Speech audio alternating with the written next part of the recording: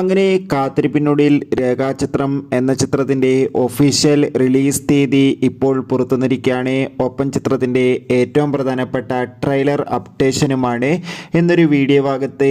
വീഡിയോയിലേക്ക് മുൻപ് video like ചെയ്യുക, ചാനൽ സബ്സ്ക്രൈബ് ചെയ്യാൻ വേണ്ടി ശ്രമിക്കുക. ആസിഫ് അലി, അനശ്വര രാജൻ എന്നൊക്കെ പ്രധാന കഥാപാത്രങ്ങളായിട്ട് വരാൻ പോകുന്ന ചിത്രമാണ് രേഖാചിത്രം.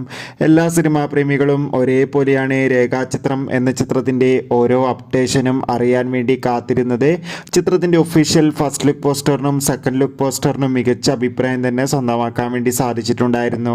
അങ്ങനെ കാത്തിരിപ്പിനൊടുവിൽ ചിത്രം ഈ വരുന്ന 2025 ജനുവരി മാസം 9-ാം തീയതി തിയേറ്ററുകളിൽ എത്തുമെന്ന് ഇപ്പോൾ ഒഫീഷ്യലായി കൺഫേം ആക്കിയിട്ടുണ്ട്. എന്തായാലും രേഖാചിത്രം എന്ന ചിത്രത്തിന്റെ ഒഫീഷ്യൽ റിലീസിനായി നമുക്ക് കാത്തിരിക്കാം. എത്ര പേരാണ് ചിത്രത്തിന്റെ റിലീസിനായി കാത്തിരിക്കുന്നത് തീർച്ചയായും കമന്റ് ബോക്സിൽ രേഖപ്പെടുത്തുക.